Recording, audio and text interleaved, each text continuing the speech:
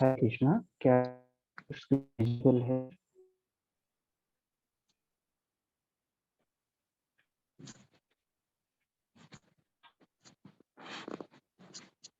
हरे कृष्णा माता जी, क्या screen visible है माता जी? जी प्रभु जी।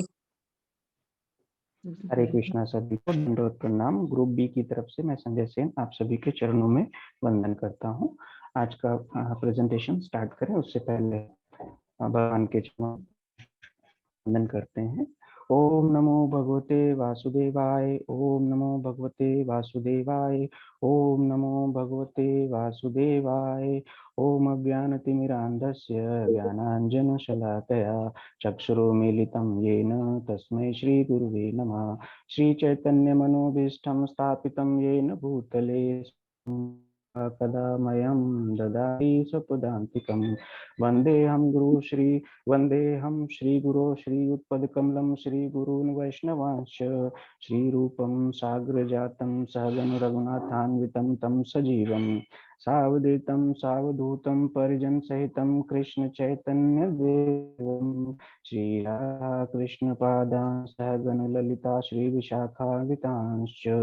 हे करुणा सिंधो दीनबंधो जगतपते गोपेश गोपिका कांत श्री राधा कांत नमोस्तुते। तप्त कांचन गौरांगे राधे वृंदावनेश्वरी वृषभानुसुते देवी प्रणमामि श्री हरि प्रिये। वाञ्छाकल्पतरुभ्यश्च कृपा सिन्धुभ्य एव च पतितानां पावनेभ्यो वैष्णवेभ्यो नमो नमः। श्री कृष्ण चैतन्य नित्यानंद प्रभु नित्यानंद श्री अद्वैत गदाधर श्रीवासादि गौर भक्त वृंद। हरे कृष्णा कृष्ण कृष्ण हरे हरे, हरे राम राम राम हरे हरे। हरे कृष्णा सभी को।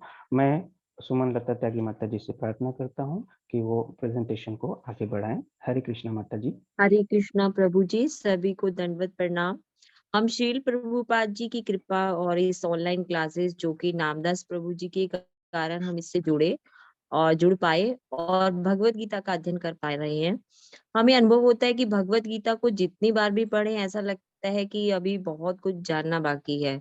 और 4th चैप्टर में भगवान ने 42 श्लोका में जो दिव्य ज्ञान की व्याख्या की है, ये दिव्य ज्ञान क्या है, ये हम तक कैसे पहुंचा, कहाँ से आया और जीवन की परम सिद्धि क्या है, ये सब अध्ययन के दौरान जो मन में कुछ प्रश्न उठे उनके उत्तर जानने का प्रयास आज हम ग्रुप बी कर रहे हैं। संजय प्रभु जी, आप कुछ प्रश्न पूछना चाह रहे थे, बताइए। जी माता जी, मैंने भगवद गीता का चौथा अध्याय पढ़ा माता जी। तो मुझे पहला जो प्रश्न आया मेरे मन में, वो कुछ कथन जो यहाँ पे सामान्य लेकर गलतफहमियां होती हैं, तो माता जी उनकी तुलना कैसे यहाँ पे बताया गया है। चौथे 11वें श्लोक में मामा व्रत मनुवर्तनते यहाँ पे दिया गया है और इसमें बताया गया कि हर कोई मेरे सा पक्का अनुसरण करता है। और भी बहुत सारे कथन यहाँ पे कि शैतान ने मुझे यह किया, यथा भाग्य यह भाग्य था, यथा मत तथा पथ आदि ऐसे विचार जो है, कथन जो है, इनको हम किस तरह से समझ सकते हैं माता जी? जी प्रभु जी, भगवत गीता के 4.11 श्लोका में भगवान ये समझाना चाहते हैं या कहना चाहते हैं कि हर व्यक्ति जो श्री कृष्ण को अलग अलग स्वरूप में ढूंढता है, जैसे निर्विशेषवादी ब्रह्म ज्योति तेज के रूप में, कुछ लोग भगवान को कहते हैं कण कण में है, कुछ परम स्वामी परमात्मा के रूप में, और कुछ उन्हें जैसे सखा प्रेमी पुत्र के रूप में प्रेम करते हैं।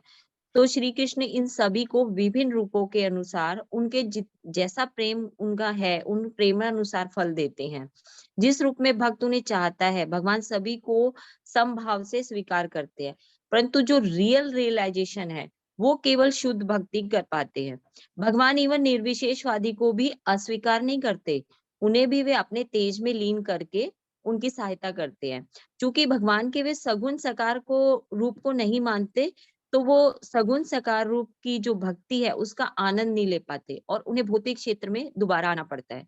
इसी तरह से जो सकाम कर्मी लोग हैं, यानी जैसे यज्ञ तप फल की इच्छा से जो भी सकाम कर्म वो करते हैं, तो उनके वांछित फल को भी भगवान ही देते हैं। जब योगी साधना द्वारा, समाधि द्वारा जिस योग शक्ति को पाना चाहते हैं, वो भी भगवान उन्हें ही देते हैं। अगर कोई व्यक्ति ये कहता है कि मैं शैतान के पास किसी इच्छा पूर्ति के लिए गया और शैतान से मेरी इच्छा पूर्ति हुई, या कोई ये कहे कि मेरे भाग्य में था, मुझे मिला, और कोई कहे कि मैंने अपनी मति और बुद्धि से ही ये रास्ता तलाशा है, तो ये सब गलत है, क्योंकि हर कार्य के कारण परम पुरुष श्री भगवान ही है। प्रत्येक व्यक्ति की जो सफलता है वो भगवान की कृपा पर ही आश्रित रहती है। सभी स्पिरिचुअल मेथड चाहे वो अलग-अलग हों, अंतिम लक्ष्य जो है कृष्ण भावना अमृत ही है, और भगवान धाम का धाम ही है। उद्देश्य चाहे कुछ भी हो, चाहे निष्काम कर्म हो, सकाम कर्म हो, मुक्ति की इच्छा हो, सबके लिए उसे पूर्ण सामर्थ्य से भगवान की सेवा करके ही पूर्ण सिद्धि तक वो पहुंच सकता है। और जब तक कृष्ण भावना अमृत की सर्वोच्च सिद्धि तक वो नहीं पहुंच जाता, तब तक उनके सभी प्रयास अपूर्ण है। प्रभु जी, शायद मैं आपके प्रश्न का उत्तर दे पाई। हरे कृष्णा प्रभु जी। हरे कृष्ण माता जी, बहुत-बहुत धन्यवाद माता जी। एक और प्रश्न मेरे मन में ये आया था कि चौथे अध्याय के 14वें श्लोक में सादृश्य वर्षा की बात की गई है। तो माता जी, हम सादृश्य वर्षा की व्याख्या किस तरह से कर सकते हैं?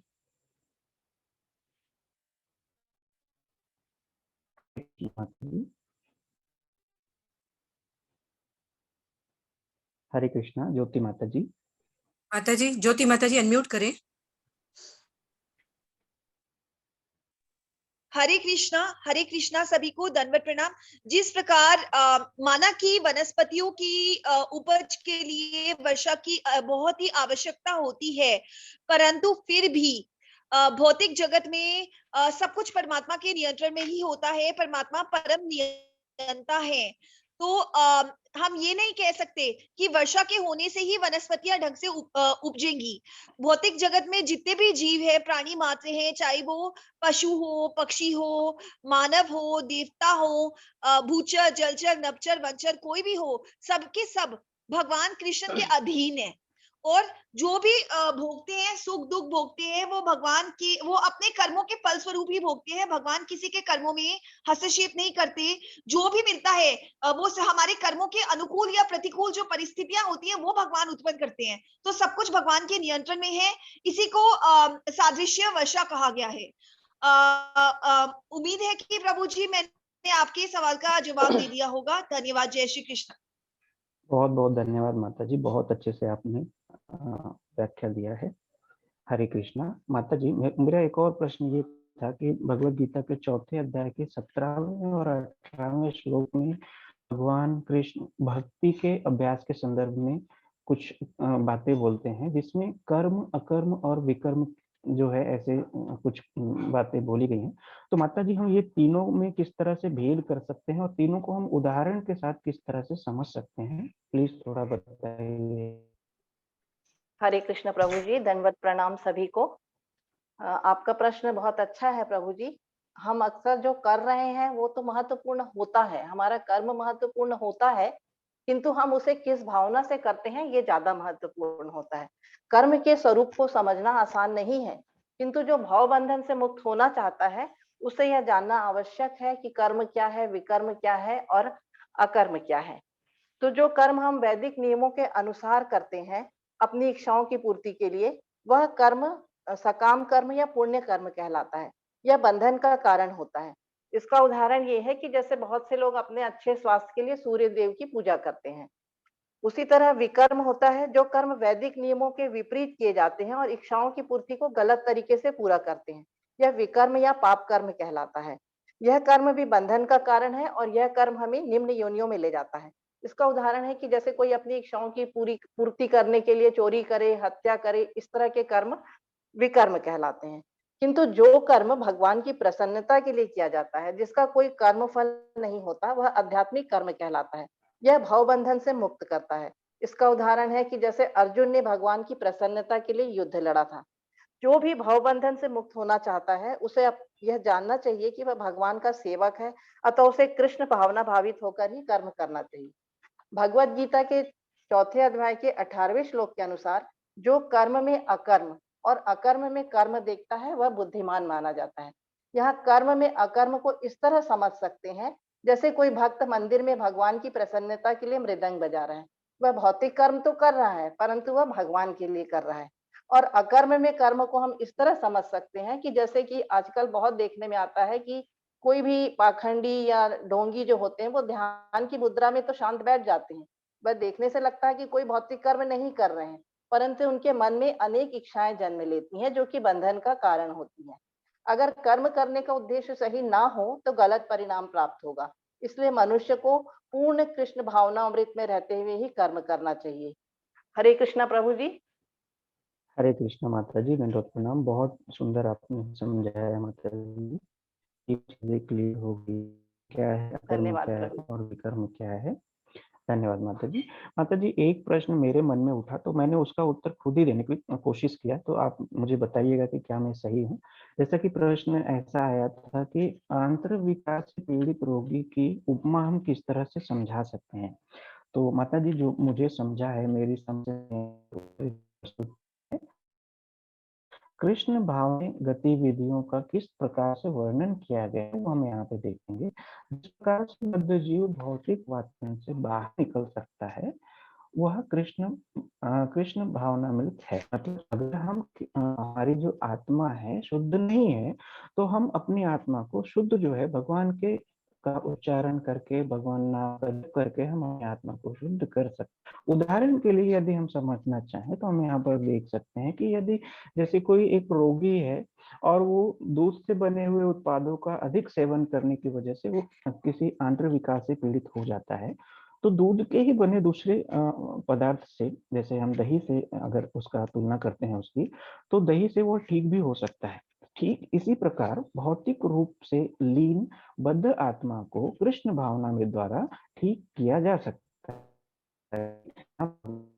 और से बताया गया है कि हम भगवद्गीता का अध्ययन करते हैं और उसको समझने की कोशिश करते हैं, तो हम अपने मन में अनेकों प्रकार के आंतरिक विकारों से हम ठीक हो सकते हैं। हरे कृष्णा माता जी। क्या माता जी मेरा उत्तर सही था बहुत सुंदर प्रभु जी, प्रश्न के हिसाब से? धन्यवाद माता जी। बहुत सुंदर। माता जी, और प्रश्न ये हुआ था कि जैसे हम आगे पढ़े हैं चौथे अध्याय को, तो 24वें से लेकर 33वें श्लोक तक भगवान श्री कृष्ण द्वारा बताए गए कुछ बलिदान हैं यहाँ पे जो दिए गए हैं, तो उनका हम अंतिम उद्देश्य किस तरह से व्याख्यान दे सकते हैं माता जी? हरे कृष्ण सुधा माता जी। सुधा माता जी, आप बता दीजिए। हाँ, हरे कृष्णा प्रभु जी, दंडवत प्रणाम। आपके द्वारा पूछे गए श्लोक में जो कुछ मैंने समझा प्रभु जी, वह बताने की कोशिश करती हूँ। कृष्ण भावना भावित व्यक्ति कर्म करते समय कभी भी शुभ या अशुभ फल की आशा नहीं रखता और कर्म के द्वारा अपना निर्वाह करता है एवं अपने समस्त कर्म फलों से मुक्त रहता है। अपने आध्यात्मिक कर्मों के कारण भगवत धाम की प्राप्ति करता है। श्रवण ज्ञान का मूलाधार है। शुद्ध ब्रह्मचारी सदैव भगवान के यश कीर्तन तथा श्रवण में ही लगा रहता है और शुद्ध ब्रह्मचारी इंद्रिय तृप्ति के कार्यों में अनियंत्रित रूप से प्रवृत्त नहीं होते। जो व्यक्ति पूरी तरह कृष्ण भावनामृत में लीन रहता है, वह निश्चित आध्यात्मिक को प्राप्त कर उस क्षेत्र में उसका पूर्ण योगदान रहता है। वह पूर्ण योगी भी बन सकता है। भौतिक गतिविधियों के कंपन से रोककर महामंत्र की पारलौकिक ध्वनि में लगा रहता है। जो लोग मन और इंद्रियां नियंत्रण के आत्म साक्षात्कार में रुचि रखते हैं, वे इंद्रिय कार्य, प्राण शक्ति, श्वास को नियंत्रित कर मन की अग्नि की आहुति में पूर्ण रूप से अर्पित करते हैं। कठोर व्रत, संपत्ति का त्याग और तपस्या करके ज्ञान प्राप्त करते हैं। यज्ञ द्वारा कर्ता पाप कर्मों से मुक्त हो जाते हैं और यज्ञों के फलों से अमृत को चखने के बाद सर्वोच्च शाश्वत वातावरण की ओर बढ़ते हैं। जो लोग यज्ञ के रहस्य को जानते हैं, वह परम सत्य की ओर अग्रसर होते हैं। जो कोई यज्ञ नहीं करते, उन्हें इस लोक में या अगले लोक में कोई सुख नहीं मिलता। सभी प्रकार के यज्ञ का वर्णन वेदों में किया गया है। सभी बलिदानों का उद्देश्य पूर्ण ज्ञान की स्थिति तक पहुंचना है, फिर भौतिक दुखों से मुक्ति प्राप्त कर अंततः हमें पूर्ण कृष्ण भावनामृत में संलग्न होकर हरे कृष्णा महामंत्र का जाप करते हुए हमारे जीवन को भौतिक बंधनों से मुक्त करना है। हरे कृष्णा प्रभु जी। हरे कृष्ण माता जी। बहुत सुंदर माता जी, आप सभी बलिदानों को बहुत अच्छे से समझाया माता जी। हरे कृष्णा। माता जी, एक और प्रश्न मेरे मन में ये था कि एक भक्त की दीर्घायु के प्रति दृष्टिकोण का क्या वर्णन हो सकता है माता जी? हरे कृष्णा प्रभु जी, सभी को दंडवत प्रणाम। श्री श्रील प्रभुपाद जी की जय। प्रभु जी, एक भक्त का मानना है कि कुंभक योग के द्वारा तो योगी दीर्घायु हो सकता है, किंतु जो एक भक्त होता है वह कृष्ण भावनामृत में रहकर स्वयं अपनी इंद्रियों को जीत लेता है और कृष्ण की सेवा में निरंतर रहने के कारण वो अन्य कार्यों में प्रवृत्त नहीं होता है और तीनों गुणों से आगे आध्यात्मिक भक्ति में लगे रहने के कारण वह पतित भी नहीं होता और भगवत धाम को प्राप्त होता है। इसीलिए वह दीर्घायु नहीं, कृष्ण भावनामृत में भक्ति चाहता है। हरे कृष्ण प्रभु जी। हरे कृष्ण माता जी, बहुत सुंदर माता जी। एक और प्रश्न मेरा ये था माता जी कि श्रील प्रभुपाद ने भगवत गीता के चौथे अध्याय के 35वें श्लोक में व्याख्या दी है, उसकी तुलना हम उसी विषय की मायावाद व्याख्या से किस तरह कर सकते हैं माता जी? हरे कृष्णा प्रभु जी, मैं आपके प्रश्न का प्रयास करूं कि सही से उत्तर दे सकूं। ये जो प्रश्न लिया गया है, ये चौथे अध्याय के 35वें श्लोक में प्रभुपाद जी ने बहुत अच्छे से श्लोक में बताया है कि भगवान कृष्ण अर्जुन से कहते हैं कि हे अर्जुन, इस मार्ग पर चलने वाले और एक गुरु से ज्ञान प्राप्त करने के बाद तुम कभी भी भ्रम में नहीं पड़ोगे। उस ज्ञान के प्रकाश में तुम देखोगे कि सभी जीव परमात्मा के अंश मात्र हैं और मेरे भीतर है। मायावादियों की मिथ्या धारणा है कि कृष्ण अपने अनेक अंशों में अपनी निजी अस्तित्व को मिटा देते हैं। भौतिक जगत हर वस्तु का मूल स्वरूप नष्ट हो जाता है। मायावादी ये नहीं समझ पाते कि परम का अर्थ एक और एक मिल एक ही होता है और एक में से एक घटाने पर एक ही बचता है। पर ब्रह्म का यही स्वरूप है। जो माया में होते हैं वे कृष्ण से अलग सोचते हैं। जिस प्रकार सूर्य को अंधकार कभी नहीं घेर सकता, उसी प्रकार एक बार ज्ञान प्राप्त करने वाले जीव को माया कभी भी वश में नहीं कर सकती। तृष्णो दो परम सदा पंचंती सूर्य। जिन्होंने ईश्वर को जान लिया वे हमेशा भगवान की चेतना में रहते हैं। माया के भ्रम में हम दुनिया को भगवान से अलग देखते हैं और अन्य मनुष्य के साथ दोस्ती या दुश्मनी कर लेते हैं। ये इस बात पर निर्भर करता है कि हमारे स्वार्थ को संतुष्ट करते हैं या नुकसान पहुंचाते हैं। आत्म ज्ञान के साथ ही आने वाला देवी ज्ञान दुनिया के प्रति हमारी दृष्टिकोण और दृष्टि को बदल देता है। प्रबुद्ध संत दुनिया को भगवान की ऊर्जा के रूप में देखते और सभी के प्रति एक देवीय दृष्टिकोण रखते हैं। जीवों का शारीरिक अंतर माया है, ये सत्य नहीं है। हम सभी किसी को प्रसन्न करने में निमित्त हैं। केवल माया के कारण ही अर्जुन ने सोचा कि युद्ध में सभी स्वजन उनसे शारीरिक संबंध के कारण, लेकिन कृष्ण जी के शाश्वत आध्यात्मिक संबंध से अधिक महत्वपूर्ण है। कृष्ण का नित्य दास होने के कारण जीव उनसे अलग नहीं हो सकता। जो कृष्ण से अपने को आपको विलक मानता है वही माया है। जब कोई कृष्ण भावनामृत के माध्यम से दिव्य सेवा में लग जाता है तो इस माया से तुरंत मुक्त हो जाता है। भगवत में कहा गया है स्कंद में कि दूसरे स्कंद के 10वें अध्याय के 6 श्लोक में पुष्टि की है कि मुक्त हिंदवत रूपा सब रूप रूप व्यवस्थित। मुक्ति का अर्थ है कृष्ण के नित्य दास रूप में कृष्ण भावनामृत में अपनी सौभाग्य स्थिति में होना। हरे कृष्णा प्रभु जी, मैंने प्रयास किया, आपको लगता है कि आपको शायद मेरा प्रश्न सही लगा हो। धन्यवाद प्रभु जी। हरे कृष्ण माता जी, बहुत सुंदर माता जी, बहुत सुंदर आपने उत्तर दिया माता जी। हरे कृष्णा प्रभु जी। प्रभु जी, मेरा भी एक प्रश्न है कि चौथे माता जी। अध्याय में श्रील प्रभुपाद जी की मनोदशा और मिशन को दर्शाने वाले कम से कम 3 कथनों को आप मुझे समझा सकते हैं? जी माता जी, आप सभी वैष्णव भक्तों के साथ रह के मैंने भगवत गीता का अध्ययन शुरू किया। माता जी, मैं कोशिश करूंगा कि आपका जो प्रश्न है मैं उसका उत्तर दे पाऊं। जैसा कि हम भगवत गीता का चौथा अध्याय अगर हम देखते हैं, पूरी भगवत गीता में श्रील प्रभुपाद जी के बहुत से ऐसे कथन हैं जो उनके मनोदशा और उनके मिशन को दर्शाते हैं। 3 पॉइंट्स हमके लिए है। जैसा कि श्रील प्रभुपाद जी का कथन है कि एक संस्करण की नितांत आवश्यकता है जो परत हो।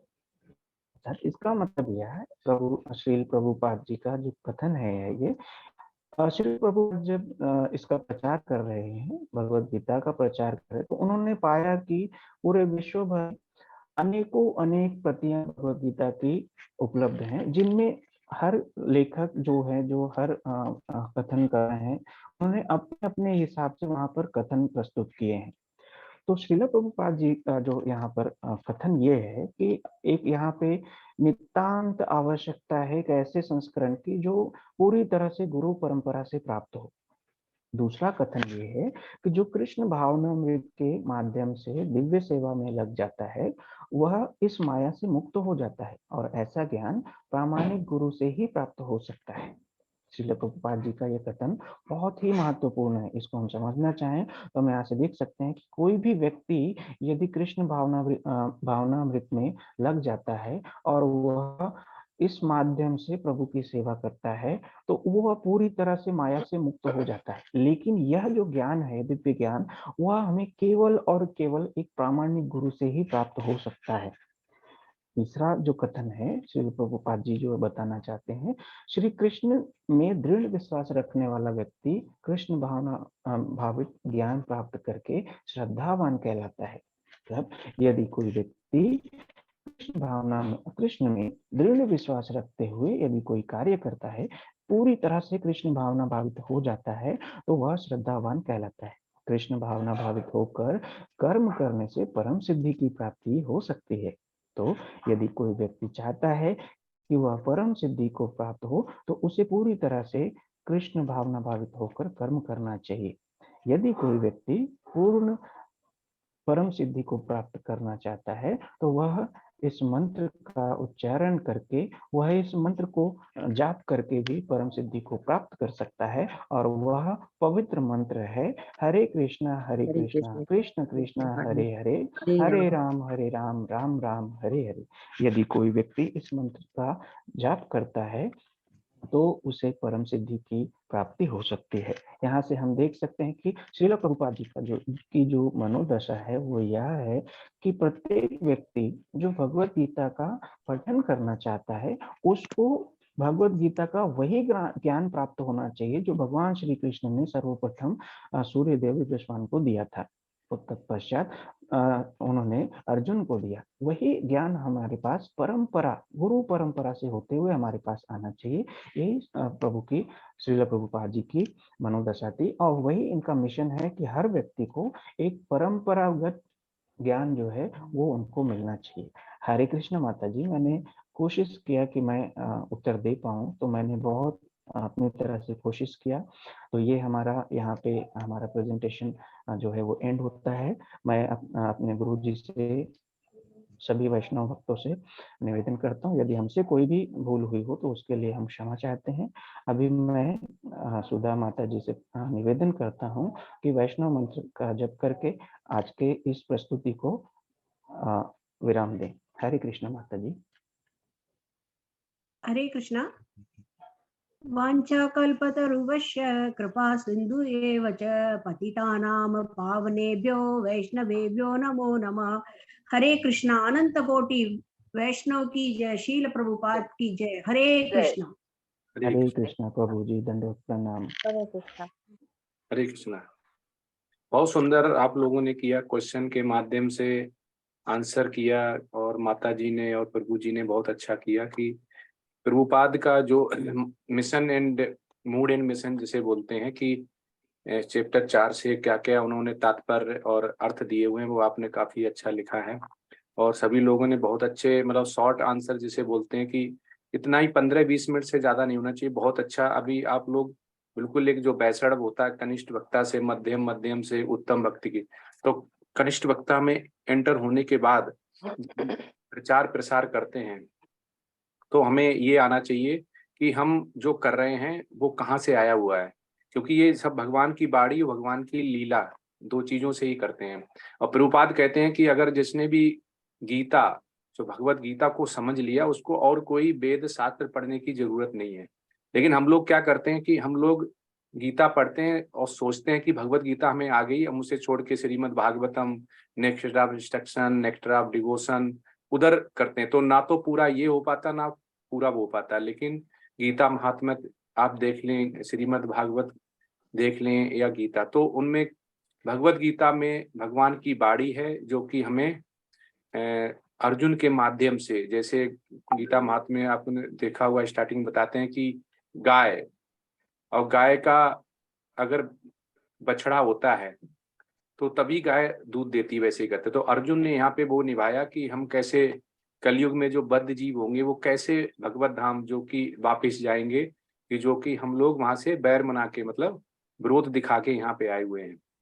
तो इसमें जो हरे कृष्ण कृष्ण कृष्ण हरे हरे, हरे राम राम राम हरे हरे है, तो ये कोई बताएगा कि जो महामंत्र हम पढ़ रहे हैं ये अभी कलयुग में कहाँ से और कैसे आया और इसका मतलब क्या है? कि हम जपते तो हैं, तो इसका मतलब क्या? हरे कृष्ण कृष्ण कृष्ण हरे हरे, हरे राम राम राम हरे हरे। हरे कृष्ण प्रभु जी। हाँ यस प्रभु जी, ये जो चैतन्य प्रभु जी हैं, उन्होंने कलयुग में जो 500 साल पहले जन्म लेके उन्होंने जो रास्ता बताया हमें भक्ति का, उन्होंने ये महामंत्र कलयुग के प्राणियों के लिए दिया। और इसमें हरे मीन्स भगवान की शक्ति और कृष्ण राम जो उनका नाम है, उसी नाम ही यज्ञ है, नाम ही तप है और नाम की ही महिमा उन्होंने कलयुग में बताई प्रभु जी। तो हरे कृष्ण पहले क्यों नहीं आया? मतलब हरे राम क्यों नहीं आया पहले? हरे राम हरे कृष्ण भी हो सकता था, हरे कृष्ण क्यों आया पहले?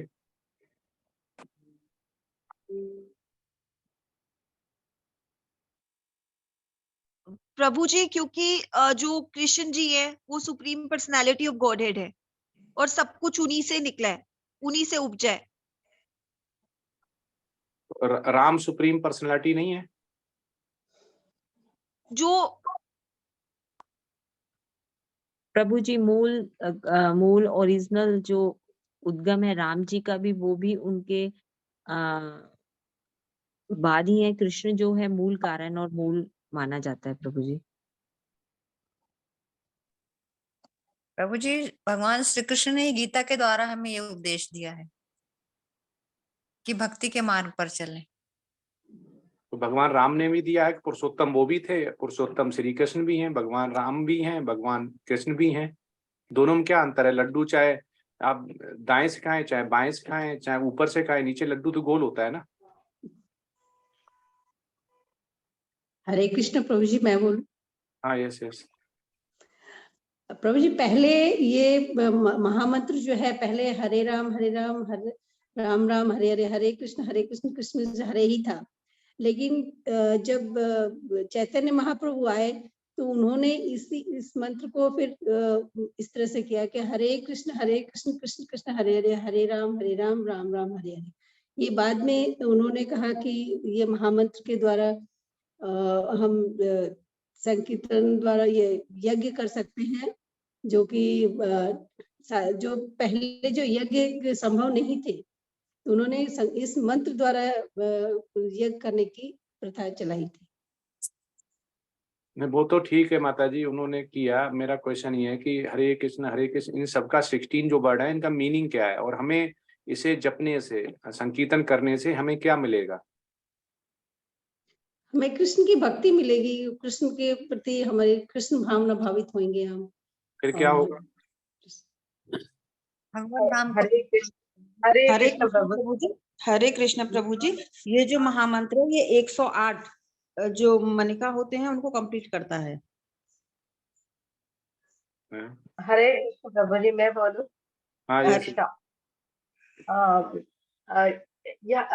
यहाँ पर श्री कृष्ण अपने परम पूर्ण अवतार में आए थे इस युग में, और राम जी जो थे अपने लीला अवतार में उत्पन्न हुए थे। इसलिए पहले हरे कृष्ण मंत्र बोला जाता, हरे कृष्ण शब्द बोला जाता। और हरे का अर्थ है यहाँ पे राधा जी। क्या है?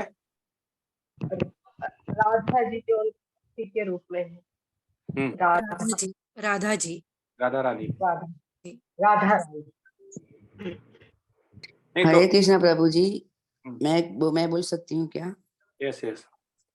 हाँ जी, हरे कृष्णा। जब हम जाप कृष्ण की शुरुआत करते हैं ना, तो हरे कृष्ण महामंत्र के आरंभ में हम कृष्ण की आंतरिक ऊर्जा को संबोधित करते हैं, जिसमें हरे जो है उनकी आंतरिक ऊर्जा है राधा रानी, जो कि भगवान की आंतरिक ऊर्जा है जिससे हम संबोधित करते हैं। उसमें सामर्थ्य ऐसा कहा गया है, हाँ तुम क्या चाहते हो? तो उसके उत्तर में हम कहते हैं आप हमें अपनी सेवा में रख लीजिए। मतलब हरे कृष्णा कृष्णा कृष्णा हरे हरे, हरे राम राम राम हरे हरे। ये मेरी समझ में आया है।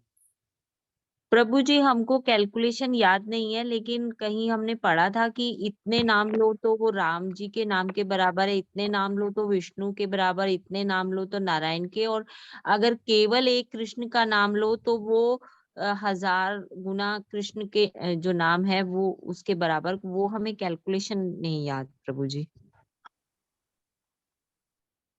नहीं, कैलकुलेशन नहीं, यहाँ पे हम लोग जप रहे हैं तो हरे कृष्ण कृष्ण कृष्ण हरे हरे, हरे राम राम राम हरे हरे।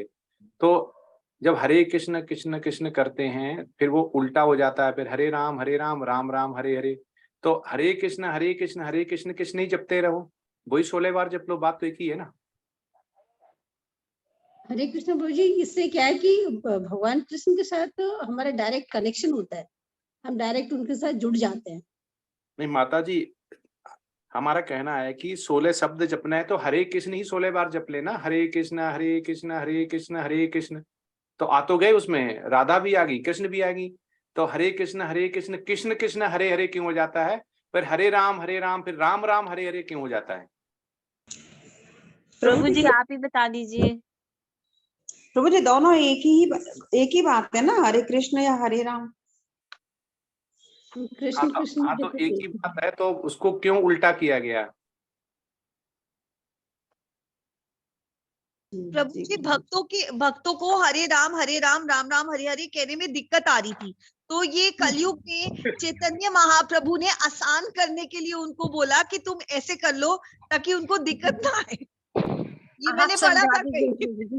नहीं आप ही माता जी, समझा दीजिए प्रभु जी। नहीं माता जी ऐसा नहीं है। एक्चुअली क्या है, ये राधा रानी जो अतरंगा शक्ति हैं, जब आप किसी को आवाज देते हैं, जैसे वो बोलते हैं कृष्णा तो वो कहते हैं राधे, ठीक है, वो कहते हैं राधे तो वो कहते हैं कृष्णा, क्योंकि वो अल्टीमेट उनका जो क्वालिटीज हैं, जो वो 64 है, उनके पास 25, ठीक है, एक फिक्स रहती है 26 हो जाती है जब वो कृष्णा से मिलती हैं।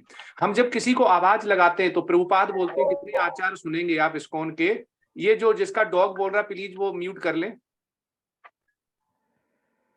तो हरे कृष्ण, तो हम जब किसी को जैसे किसी को आवाज देते हैं तो जहां पे प्रेम होता है, जहां पे डिवोशन होता है, तो उधर से जरूर हमें रिप्लाई मिलता है। तो यहाँ पे श्री चैतन्य महाप्रभु ने जो गोलोका से, आप गोलोका चार्ट देखेंगे तो जो ये महामंत्र है, ये कोई ऐसा नहीं कि उन्होंने बनाया हुआ है। श्री चैतन्य महाप्रभु ने, जो कि खुद कृष्ण और राधा का संयोग थे, ठीक है, दोनों में शक्तियां थी, उन्होंने इस गोलोका से केवल पृथ्वी पे लाए हैं। जैसे उन्होंने वृंदावन गए, मथुरा गए तो राधा कुंड निकाला, फिर उसके बाद बरसाना में निकाला, ठीक है, ललिता विशाखा जो है उनका जो क्या नाम, राधा रानी की जो सखियां थी उनका, तो इन्होंने केवल जो गुरु शिष्य परंपरा से खत्म हो रहा था उसको केवल बद्ध जीव हमारे जैसे कलियुग के लिए लेके आए। तो ये जो श्री चैतन्य महाप्रभु हुए या हमारे श्री प्रभुपाद हुए, जो प्रीएमिनेंट गुरु हैं, ये कोई बद्ध जीव नहीं है, ये भगवान पर्पजफुली उनको पृथ्वी पे लाते हैं जिससे कि हमारे जैसे बद्ध जीवों का फायदा हो। अब आते हैं हरे कृष्ण, तो जब कृष्ण और राधा मिलते हैं, ठीक है, तो वो कहते हैं हरे कृष्ण, वो कृष्ण को बुलाती हैं, वो कहते हैं हरे कृष्ण। अब कृष्ण की बारी आती, क्योंकि अगर प्रेम नहीं होगा, डिवोशन नहीं होगा, तो दूसरा वाला रिप्लाई नहीं करेगा। अब कृष्ण उनके पीछे खिंचते हैं, उनके पास 64 क्वालिटीज हैं, उनके पास 25 है, अब वो खिंचते हैं, वो कहते हैं हरे कृष्ण, अब वो कहते हैं कृष्ण कृष्ण हरे हरे, अब कृष्ण बुला रहे हैं हरे को, ठीक है, तो दोनों का। तो ऐसे ही हरे राम, राम होता है वो बलराम भी होता है, आचार्य बोलते हैं, और राम का मतलब होता है राधा, एंड मास होता है माधव, ठीक है। तो इसके दो मीनिंग होते हैं, राम होते हैं वो भी मान सकते हैं, और माधव भी मान सकते हैं। तो रा से राधा और माँ से माधव। फिर नीचे कहते हैं हरे राम राम राम हरे हरे, हरे कृष्ण कृष्ण कृष्ण हरे हरे। तो एक बार ये आदान प्रदान होता है कि जिसमें प्रभु के जो दिव्य प्रेममयी, जब हम जैसे कृष्ण महामंत्र जपते हैं, तो हम जब मन को बस में करके जपते हैं, इंद्रियों को कंट्रोल करके जपते हैं, तो हमें बहुत अच्छा आध्यात्मिक जो शांति होती है वो प्राप्त होती है। तो जिसको आध्यात्मिक शांति नहीं होती वो पहले 16 जपता है, फिर 15 कर देता है, फिर 14, धीमे धीमे वो कम कर देता है, जिसको आनंद नहीं आता है। तो जो श्रद्धालु जितने होते हैं, डिवोटी होते हैं, वो इतना ज्यादा इसमें शक्ति होती है कि वो दिव्य ज्ञान में समर्पित हो जाते हैं और वो इंद्रियों को बस में कर लेते हैं, और इंद्रियों को बस में कर लेते हैं तो उन ज्ञान को प्राप्त कर लेते हैं, ज्ञान के अधिकारी हो जाते हैं और वो इसको प्राप्त करके आध्यात्मिक शांति हो जाती है। तो इसीलिए जो हरे कृष्ण महामंत्र है, जो श्री प्रभुपाद ने बड़े अच्छे से, प्रभुपाद कभी भी जब बोलते हैं तो पूरा ही जो मंत्र है वो ही बोलते हैं। कभी आप देखेंगे उनकी जितनी भी बुक्स हैं उसमें कभी ऐसे नहीं लिखेंगे हरे कृष्ण और आगे फिलिंदा ब्लैंक हो जाए, वो पूरा ही बोलते हैं हरे कृष्ण हरे हरे हरे हरे राम राम राम हरे हरे। वो इसलिए बोलते हैं कि जितनी बार भी ये मंत्र को, जितनी बार इस संकीर्तन जपा को बोला जाए, तब जब एक लोग बोलते हैं तो इसको जप बोलते हैं, जब एक से ज्यादा बोलते हैं तो ये संकीर्तन में हो जाता है, ऐसा प्रभुपाद बोलते हैं। और जब ये इतना धीमे से भी नहीं बोल सकते कि हम बोल रहे हैं हमें सुनाई भी नहीं दे रहा है, तो इसलिए हमें ऐसा बोलना है कि हम मुंह से बोले, हमारे कान में आवाज जाए, सुने और आसपास लोग भी जो हैं वो भी उसको सुने, तो जिससे कि उनके भी पाप कटे वो, और भगवान का जो महिमा है वो उन पे भी अहेतु की कृपा उन्हें मिले। तो इसमें जो अहंकार, मोह, अज्ञानता होती है वो सारी ही खत्म हो जाती है, क्योंकि इसमें अतरंगा शक्ति राधा रानी है जो कि 64 क्वालिटी वालों को अपनी तरफ अट्रैक्ट करती हैं, जबकि उनकी क्वालिटी उतनी नहीं है। तो इसलिए इस हरे कृष्ण एक बार कृष्ण हरे को बुलाते हैं राधा को, फिर राधा बुलाती हैं, फिर हरे राम फिर राम बुलाते हैं, फिर हरे कृष्ण कृष्ण कृष्ण हरे हरे। इसलिए प्रभुपाद और आचार्य जयपताका स्वामी महाराज जब इसका वर्णन करते हैं वो कहते हैं ये सब प्रभु के दिव्य प्रेममयी, मतलब राधा खुद खिंची चली जाती है 64 क्वालिटी के पास, और 64 क्वालिटी जो है वो खुद चला जाता है राधा जी के पास। इसलिए इस मंत्र को कि दोनों में बराबरी रखी गई, आदान प्रदान जो प्रेम का है इसलिए होता है। तो इसीलिए इसको हरे कृष्ण कृष्ण कृष्ण हरे हरे हरे राम राम राम हरे हरे, इसलिए इसको ऐसा बनाया गया, ऐसा आचार्य लोग बोलते हैं। और ये इतना ज्यादा आनंदमयी होता है कि इसका जो भी एक बार टेस्ट लग जाता है, हायर टेस्ट लग जाता है, वो इसको फिर एडिक्शन हो जाता है, छोड़ नहीं पाता, ऐसा आचार्य लोग बोलते हैं। तो इसलिए इसको हमेशा ही कोशिश करें कि जैसे मेडिसिन होती है कि डॉक्टर लिखता है कि 5 ml लेनी है और शाम को 5 ml लेनी, ऐसे ही आचार्य लोग बोलते हैं कि मिनिमम 16 माला हमें जपा करने हैं। तो हमारी ये इस भौतिक जो हमारा दुखालय बोला गया है इसके लिए ये वैक्सीनेशन का काम करता है ये। तो चैंटिंग जितनी अच्छी क्वालिटी के साथ करेंगे, हम 16 माला पहले करते हैं, फिर 16 माला को सुधारते हैं, मतलब क्वालिटी लाते हैं। पहले तो हो सकती है कि हम माला करें तो एक होता है लक्ष्य करना कि 16 करनी है, तो उसमें क्वालिटी अप एंड डाउन होती है। लेकिन जब हम पारंगत हो जाते हैं, हमें हायर टेस्ट लग जाता है, तो हमें क्वालिटी को बढ़ा देना चाहिए। उससे भले टाइम बढ़े, लेकिन उससे क्या होता है कि हमें बहुत आनंद आता है, और जो शांति हम खोजते हैं इधर उधर, वो शांति फिर हमें मिल जाती है, क्योंकि हम अपने शांति के हकदार खुद ही होते हैं। हमें कोई शांति हमारा भंग भी कर सकता है और शांति हम बनाए भी रख सकते हैं, लेकिन जब हम आध्यात्म में आ जाते हैं, स्पिरिचुअल में जाते हैं, तो हमें हमेशा स्पिरिचुअल बोनाफाइड मास्टर की मदद लेनी चाहिए, उससे डिस्कस करना चाहिए कि हमें ये प्रॉब्लम हो रही है और हम क्या करें। तो इसलिए वो आपको रास्ता दिखाएगा और आध्यात्म में हमेशा बने रहेंगे। और अगर जब तक आपको दिव्य ज्ञान नहीं होगा, एक एक श्लोका वर्सेस भगवान की लीला, भगवान की बाणी, तब तक आप शुद्ध नहीं हो पाएंगे। क्योंकि जैसे ही पानी में देखना आप नमक डालें तो उसमें जितना भी फिटकरी डालते तो जितना भी उसमें इम्प्योरिटी होगी वो एकदम तैरने लगती है। तो ऐसे ही हमारा जो हमारे अंदर भौतिक सुख सुविधाओं की वजह से जो तीनों गुणों का हम पे अधिकार हो जाता है इस प्रकृति में, और हम समझ लेते हैं कि हम किसी भी गुण में हैं, उस गुण को हम जान ही नहीं पाते हैं। कि प्रभुपाद ने इतना अच्छा दिया कि हम उस अपने जो भी हम कार्य करते हैं उसको हम अपने गुणों से जान लेते हैं कि हम तमोगुण में हैं, रजोगुण में हैं, सतोगुण में। तो हम ऐसा काम करते चले जाते हैं कि हमें पता चलता है कि हम तमोगुण से रजोगुण में जाना है, रजोगुण से शुद्ध सतोगुण में जाना है, फिर शुद्ध सतोगुण में जाना है। तो हमें जो ज्ञान होता है, तो ज्ञान होता है तभी हमें क्या होता है, शुद्धि हो पाती है। हमें पता है कि पानी में से हम इम्प्योरिटी कैसे निकालें। अगर वो भौतिक चीज हमें पता होगी तो आध्यात्म में भी पता होना चाहिए कि हम दिव्य स्वभाव को कैसे पा सकते हैं। कृष्ण भावना अमृत की जितनी भी क्वालिटीज हैं, कृष्ण भावना अमृत हम हुए तो जितनी भी क्वालिटी हैं, दिव्य क्वालिटी भगवान की हैं, वो धीमे धीमे हम में आने लगती हैं। और जब हम में आने लगती हैं तो वैसे ही हम कार्य करने लगते हैं। और जो भौतिक क्रिया जैसे बोलते हैं, वो प्रतिक्रिया से पृथक है, मतलब भौतिक क्रिया जो होती है वो आध्यात्म में बिल्कुल उल्टी होती है। तो अभी जैसे बोलते हैं कि उदाहरण प्रभुपाद देते हैं कि पृथ्वी पर जो आपने भी बोला था, पृथ्वी पे जो उगने वाली जो वनस्पतियां हैं उसके लिए वर्षा को उत्तरदायी नहीं मान सकते हैं कि वर्षा हुई तभी वो हुई। तो लेकिन ये भी है कि वर्षा के बिना वनस्पति उग भी नहीं सकती है, ठीक है, लेकिन उग सकती है, अंकुरित हो सकती है, हो सकती बड़ी नहीं हो। तो इसलिए आध्यात्म को ही वैसे ही समझे कि इसको ये उग सकता है आप में, लेकिन इसको अगर पानी नहीं डालेंगे, वर्षा नहीं करेंगे, वर्षा मतलब कि आप अगर जपा नहीं करेंगे, आप 4 प्रिंसिपल जो रेगुलेशन है वो नहीं मानेंगे, और जो आपका साधु संग, वैष्णव संग, और जो आपको गुरु ने बोला हुआ अगर वो नहीं करेंगे, तो क्या होगा, ये वनस्पति वो उग नहीं पाएगी। वनस्पति कौन सी? आध्यात्म का पेड़। तो आध्यात्म का पेड़ के पौधा जो है उसको सींचना बहुत जरूरी है। अब वो सींच जब ही पाएंगे जब हम कृष्ण भावना अमृत रहेंगे, और जितना भवबंधन जो जिसको बोलते हैं मुक्ति चाहिए, अगर ये सब कुछ हो जाता है तभी हम भगवत धाम को जा सकते हैं। तो जितना अध्यात्म का पौधा बड़ा होगा, तो कहते नहीं कि अगर किसी छत पे हमें कूदना है तो या तो सीढ़ी मिलनी चाहिए, स्टेयर्स होने चाहिए, लेडर होने चाहिए, नहीं तो पेड़ पे चढ़ के कूद सकते हैं।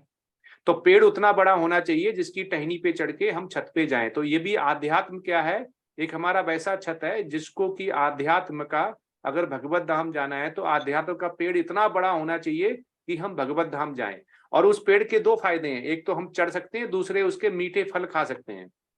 तो प्रभुपाद बोलते हैं कि आध्यात्म पेड़ में 2 चीजें देता है, एक तो हमें चढ़ के सनातन धाम जाने को मिलता है, और दूसरा हमें शांति मिलती है, जिसमें कि हम कर्म फल का जो इच्छा होती है वो त्याग देते हैं। तो इसमें वैदिक स्त्रोत जो पत्तियां बोली गई उसका, कि जो वृक्ष बताया, अश्वत्थ वृक्ष जो बताया गया, तो वैसे ही अगर हम समझा जाते हैं तो हम ये समझ जाते हैं हमारा भगवान का संबंध क्या है। तो चैप्टर 4 बहुत सुंदर चैप्टर है, जहां से स्टार्ट होता है कि कैसे हम प्रमाणिक गुरु है, कैसे प्रमाणिक गुरु मतलब जो कृष्ण है यहाँ पे गुरु का रोल निभा रहे हैं, और कैसे अर्जुन के वे सभी जितने संशय हैं, ठीक, आत्म संतुष्टि है, शांत मन है, उसका कैसे अनुभव वो करा रहे हैं।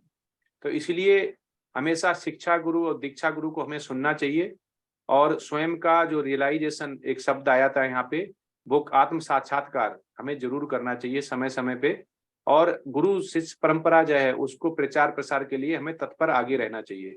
बहुत अच्छी प्रेजेंटेशन थी, लेकिन हमें बहुत ज्यादा क्वालिटी के साथ जिज्ञासा रहनी चाहिए हमेशा कि कितना हम नया सीख पाएं, कैसे गुरु को, प्रमाणिक गुरु को हम दया भाव दिखा पाएं, कैसे हम श्री कृष्ण का जो मूड एंड मिशन है, जिसको कि श्री चैतन्य महाप्रभु ने आगे किया, और श्रील प्रपाद ने उसको बिल्कुल हर गांव और शहर शहर का बीड़ा उठाया जो उनके गुरु ने आदेश दिया, उसमें हम कहीं न कहीं गुरु शिष्य परंपरा में इसकी सीढ़ी बने और इसको आगे लेके जाएं। हरे कृष्णा। अब नई प्रेजेंटेशन चालू कर सकते हैं दूसरी। प्रभु जी हिमाली माता जी को होस्ट बना दे, सौम्या माता जी, सॉरी नहीं, सौम्या माता जी इस बार करेगी, वो है उनकी तबीयत ठीक है अभी। सौम्या माता जी आप सुन रही है ना? जी जी हो गए, बना दिया जी।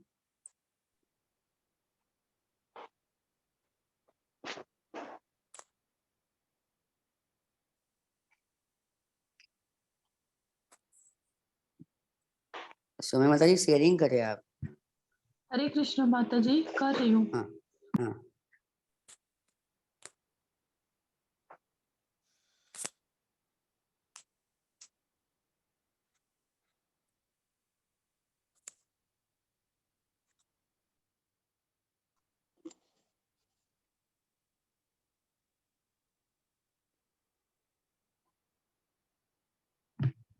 हरे कृष्ण सभी को, दंडवत प्रणाम। मेरी आवाज आ रही है माता जी? हाँ बिल्कुल बिल्कुल। मैं सौम्या बिस्वाल, ग्रुप सी की पीटीटी मेकर हूँ, और हम सारे जितने भी डिवोटीज हैं ग्रुप सी के, सबने मिलके ये असाइनमेंट बनाया है। मैं शुरू कर रही हूँ मंगला चरण से। नहीं, सीधा मंगला साथ चरण में। तो हो गया है। मैं शुरू करती हूँ सुनीता शर्मा माता जी के प्रश्न से। माता जी 3 बार ओम नमो भगवते वासुदेवाय बोल दीजिए। हरे कृष्णा या सुनीता माता जी आप बोल हरे दीजिए। कृष्णा हरे जी। हरे कृष्णा प्रभु जी, दंडवत प्रणाम। हरे कृष्णा नमो सभी को। भगवते वासुदेवाय हाँ, शुरू करो सुनीता माता जी। ओम नमो भगवते वासुदेवाय। ओम नमो भगवते वासुदेवाय। ओम नमो भगवते वासुदेवाय। हरे कृष्णा प्रभु जी, दंडवत प्रणाम। मैं सुनीता शर्मा, ग्रुप सी से।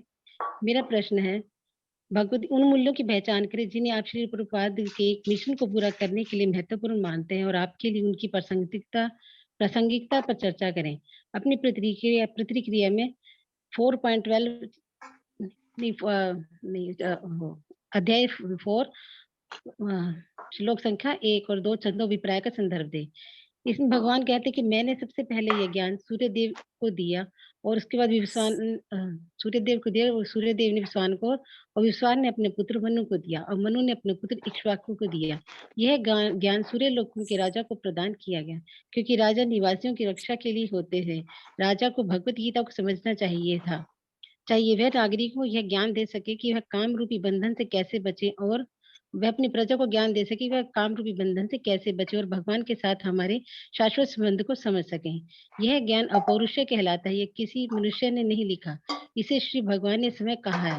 वे वेदों के ही समान है, इसलिए भगवत गीता को गुरु परंपरा से यथारूप में ही ग्रहण करना चाहिए। इस तरह परंपरा से प्राप्त इसी योग को बड़े बड़े राष्ट्रियों ने इस ज्ञान को प्राप्त किया। आध्यात्मिक ज्ञान सामान्य लोगों के लिए नहीं है, यह समाज के वरिष्ठ लोगों के लिए है। हम इतिहास में भी देख सकते हैं कि जितने भी श्रेष्ठ राजा हुए, आध्यात्मिक पुरुष हुए थे, वे सबके सब राजपुत्र और मेधावी थे। वे अपने भौतिक जीवन में भी केवल उन्हीं लोगों ने इस आध्यात्मिक ज्ञान को गंभीरता से ग्रहण किया। पहले जो राजा बनते थे वे आध्यात्मिक ज्ञान से संपन्न होते थे और वे अपनी प्रजा को यह ज्ञान देते थे, क्योंकि राजा प्रजा की रक्षा के लिए होते थे और वह अपनी प्रजा को यह ज्ञान देते थे। भगवत गीता असुरों के लिए नहीं, अगर कोई आसुरी पुरुष राजा बनता है तो उस ज्ञान को नष्ट कर देता। असुर भगवान में विश्वास नहीं करते, केवल भगवान के नाम पर व्यापार चलाते और गुणों का फायदा उठाते हैं। इस प्रकार काल के प्रभाव में आकर भगवत गीता लुप्त हो गई। इस समय हजारों संस्करण उपलब्ध हैं भगवत गीता के ऊपरी सभी भाषाकारों ने अपने मतों का भगवत गीता में डालने का प्रयास किया है, लेकिन बिरले ही कुछ प्रमाणिक संस्करण हैं। लेकिन प्रभुपाद जी ने अपनी गीता का नाम रखा भगवत गीता यथारूप, क्योंकि जिस रूप में श्री कृष्ण ने अर्जुन को ज्ञान दिया, वैसे श्री प्रभुपाद जी ने अपने तात्पर्यों के द्वारा हमें दिया। ऐसे ज्ञान की अत्यंत आवश्यकता थी जो गुरु परंपरा से प्राप्त हो। भगवत गीता मानवता के लिए महान वरदान है, किंतु यदि इसे मानसिक चिंतन समझा जाए तो यह समय का अपव्यय होगा। हरे कृष्ण प्रभु जी, धन्यवाद प्रणाम।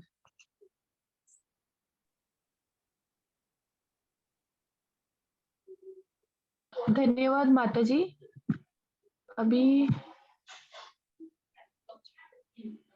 अभी अनीता खंडेलवाल माता जी, आप अपने प्रश्न को व्याख्या कीजिए।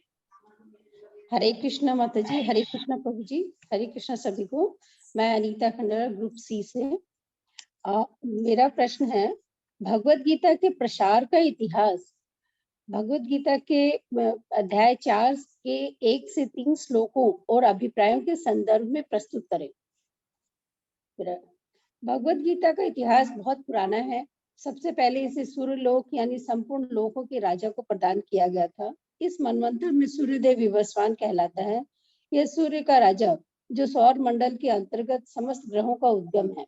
सूर्य सभी लोकों का राजा है तथा सूर्यदेव सूर्य ग्रह पर शासन करता है, जो उष्मा तथा प्रकाश प्रदान करके अन्य समस्त लोगों को अपने नियंत्रण में रखता है। सूर्य कृष्ण के आदेश पर घूमता है और भगवान कृष्ण ने विवस्वान को भगवत गीता की विद्या समझाने के लिए अपना पहला शिष्य चुना था। भगवत गीता का ज्ञान का मानक ग्रंथ है जो अनंत काल से चला आ रहा है। त्रेता युग में विवस्वान ने परमेश्वर संबंधी इस विज्ञान का उपदेश मनु को दिया तथा पुनः मनु ने इसे अपने पुत्र इक्ष्वाकु को दिया। सूर्यदेव यानी विवस्वान को भगवान ने इसलिए गीता सुनाई थी क्योंकि वह क्षत्रिय था। चूंकि भगवत गीता वेदों के ही समान है, क्योंकि इसे श्री भगवान ने स्वयं कहा है, अतः यह ज्ञान अपौरुषेय है। इस प्रकार यह परम विज्ञान गुरु परंपरा द्वारा प्राप्त किया गया, किंतु काल क्रम में यह परंपरा छिन्न हो गई, अतः यह विज्ञान यथारूप से लुप्त हो गया। 5000 वर्ष पूर्व भगवान श्री कृष्ण ने देखा कि गुरु परंपरा टूट चुकी है, अतः उन्होंने घोषित किया कि गीता का उद्देश्य नष्ट हो चुका है। तब उन्होंने कुरुक्षेत्र के मैदान में अर्जुन के माध्यम से भगवत गीता का पुनः स्थापना की और उपदेश देकर इसे फिर से स्थापित किया। श्रील प्रभुपाद द्वारा संकलित श्रीमद् भगवद गीता यथारूप आज जो हम पढ़ रहे हैं, यह भगवान कृष्ण द्वारा ही प्रतिपादित है। अर्जुन क्षत्रिय होने के साथ साथ भगवान श्री कृष्ण का परम भक्त भी था, इसलिए इस विद्या को प्रतिपादित करने के लिए उन्होंने अर्जुन को पात्र के रूप में चुना। और हर मनुष्य को चाहिए कि अर्जुन की परंपरा का अनुसरण करे और श्रीमद् भगवद गीता के इस परम विज्ञान से लाभान्वित हो। हरे कृष्ण प्रभु जी। धन्यवाद माता जी। अभी महुआ रोशन माता जी को मैं रिक्वेस्ट करना चाहूंगी, वो अपना प्रश्न और उत्तर को व्याख्या करे। धन्यवाद माता जी। हरे कृष्णा सभी को। हरे कृष्ण प्रभु जी। मेरा आज का प्रश्न है, इस्कॉन के वर्तमान और भविष्य की प्रासंगिकता राजाओं और शासकों द्वारा भगवद छोड़ो गीता ना, ये की सब जाती क्यों नहीं, इतनी देर हो गई, चर्चा बैठे खा ही करे रही हो। अपनी प्रतिक्रिया में भगवद गीता के 4.12 के छंदों और तात्पर्यों का संदर्भ दे। किसी भी मनुष्य को केवल अमूल्य ज्ञान प्राप्त करना ही प्रदान करना ही पर्याप्त नहीं होता है। ज्ञान पाने के लिए उसका गुण, अर्थ और उसकी वास्तविकता पर विश्वास करना आवश्यक होता है। तभी अपने जीवन में व्यवहारिक रूप से हम इसका प्रयोग कर सकते हैं। श्री कृष्ण अर्जुन को बताते हैं, उन्हें युद्ध करने की प्रेरणा के लिए दिया जा रहा ज्ञान कोई नया ज्ञान नहीं है।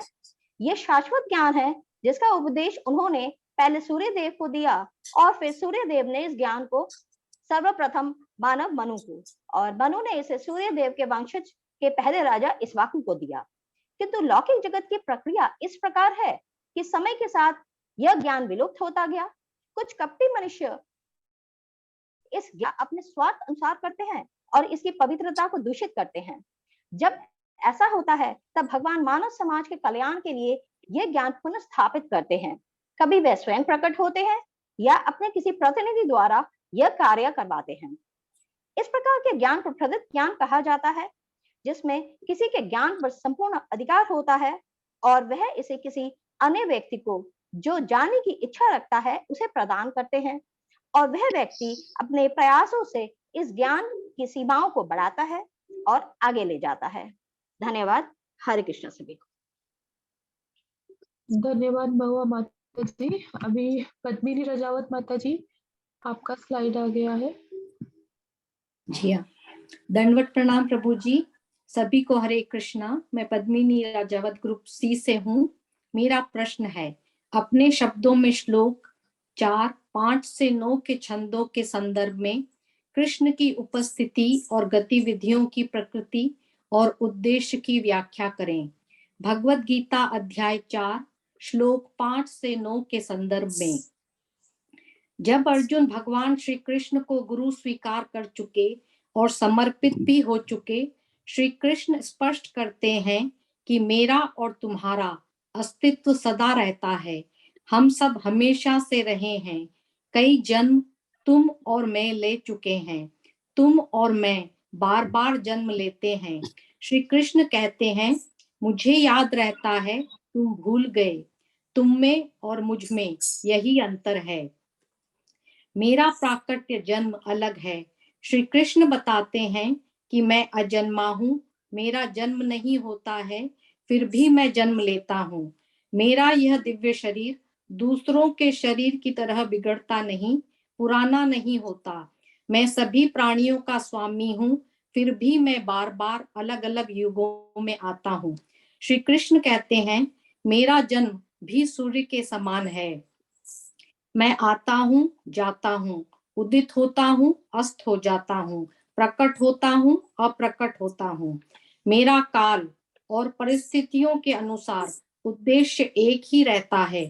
श्री कृष्ण कहते हैं, जब भी और जहां भी धर्म में गिरावट आती है और अधर्म में वृद्धि होती है, मैं धर्म परायण का उद्धार, दुष्टों का विनाश, धर्म की पुनः स्थापना करने आता हूँ। भगवान के अवतार उतने ही हैं जितने समुद्र में लहरें होती हैं, इसलिए उनका एक नाम अनंत भी है। श्री कृष्ण कहते हैं, मेरे कार्य और मेरा जन्म असामान्य और दिव्य है। इस दिव्य ज्ञान को जो कोई समझ लेता है, वो आसक्ति, भय एवं क्रोध से मुक्ति, कृष्ण प्रेम की प्राप्ति, भगवत धाम वापसी और भौतिक जगत में पुनर्जन्म से मुक्ति प्राप्त कर लेता है। हरे कृष्ण।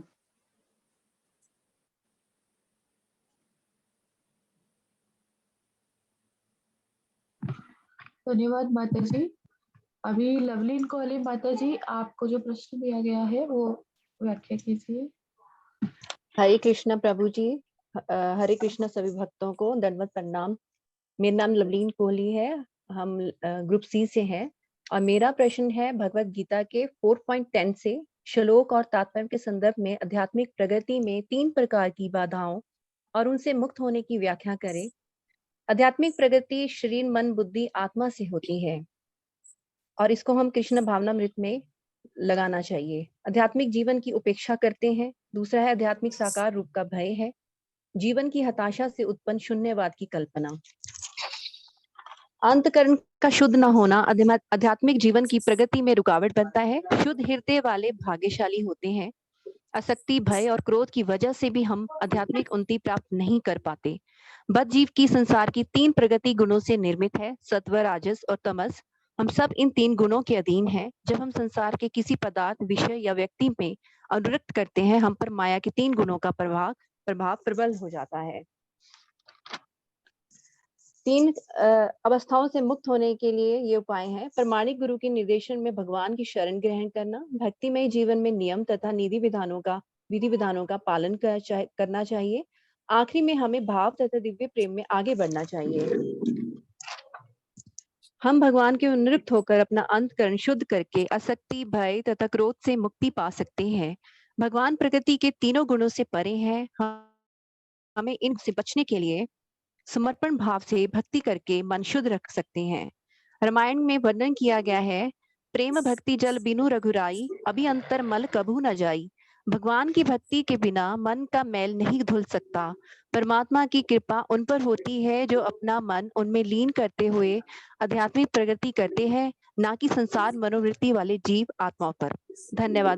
धन्यवाद प्रभु जी। धन्यवाद सब भक्तों को। दंडवत प्रणाम। हरे कृष्णा। धन्यवाद माता जी।